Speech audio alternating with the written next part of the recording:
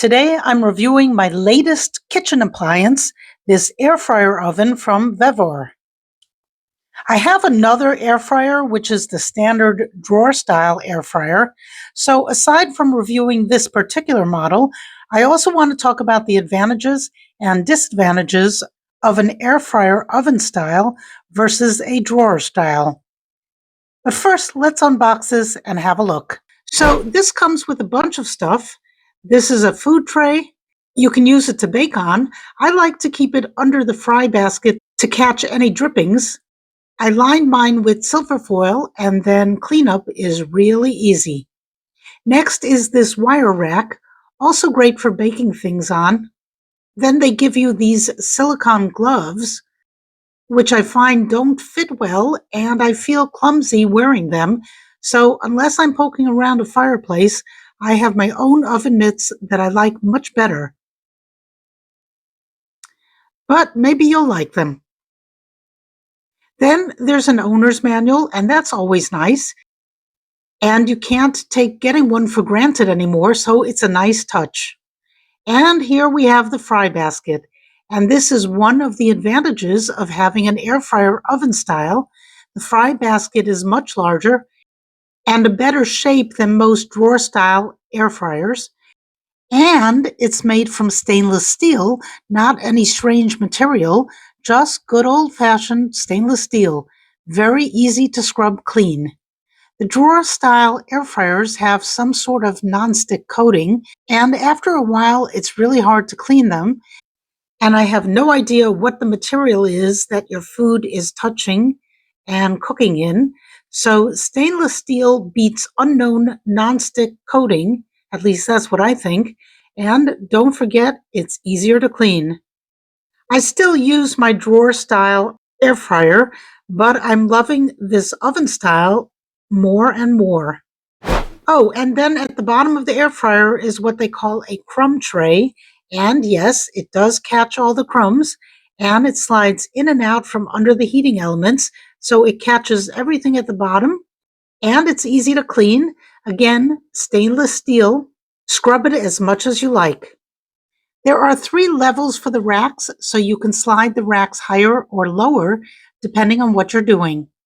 The inside dimensions of the baking pan are just about 11.5 inches by around 10.25 inches, so there are many size dishes that will fit, or you can bake directly on the baking pan and make a nice batch of cookies or granola bars. This air fryer has a bunch of heating elements, both at the top and bottom of the air fryer. Here's a close-up look at the top. There are 2 horizontal heating elements that are parallel to each other, and then there's the circular heating element that's typical of air fryers. Now, all those heating elements are for all the different modes this air fryer has. Let's take a look at them. This round knob is to cycle through all the modes. The first mode is the air fryer mode, and the default setting is 400 degrees for 25 minutes. But you can use the plus and minus buttons to adjust the temperature or the time or both. By the way, this air fryer goes up to 450 degrees Fahrenheit, which is another advantage to the drawer style air fryers. My drawer style air fryer has a maximum temperature of 400, so the 450 upper limit is a real advantage to this machine over that. It also goes down as low as 95 degrees, so you can use this to make yogurt if you want. Next is the toast function. There are 7 different toast functions depending on how light or dark you want your bread toasted. Next is bake. That defaults to 350 degrees for 25 minutes, but again, keep in mind that you can adjust the temperature up and down as well as the timer.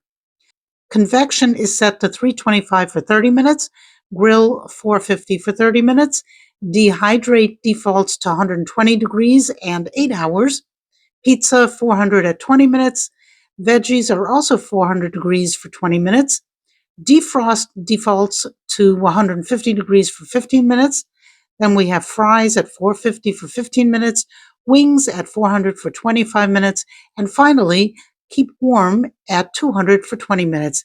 But you can increase the minutes using the plus button on any of these modes for up to 12 hours.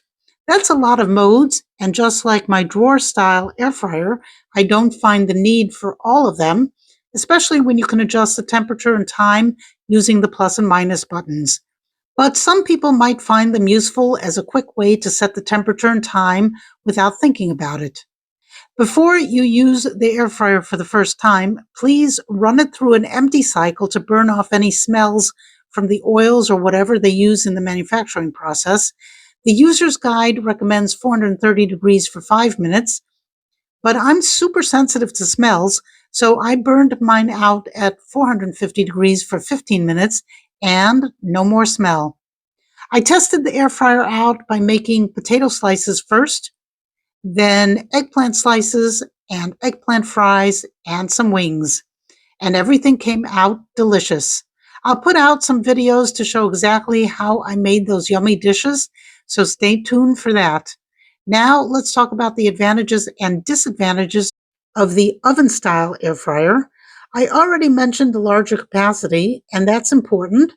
And that's definitely a plus, but it also takes up a slightly larger footprint on your counter. It takes up almost as much space as my old toaster oven. Remember those? Or do you still have one? But this does have a larger capacity. I can even put food on two trays at the same time with lots of space in between for good airflow. And this has 5 heating elements, 2 on the bottom and 2 on top like a toaster oven, and then the one circular shaped one like an air fryer.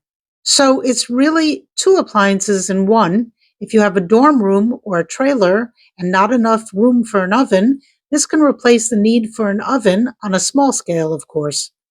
What else? I already mentioned the trays are stainless steel. I really like that. And there's a nice viewing window so you can check on the food without opening up the air fryer to peek in like you have to with a drawer style machine. This way you don't interrupt the cooking process and let the heat escape. I'm finding that the cooking time is slightly longer with the oven style air fryer, and I think that has to do with the extra space, but I'm finding that I don't need to stop and shake or flip things so much because there seems to be better air circulation in the oven style air fryer than the drawer style. Overall, whether you get an oven style air fryer or a drawer style, get one. And once you do, you'll find yourself using it more and more. And then you'll wonder how you ever lived without an air fryer. Thanks for watching. Bye for now.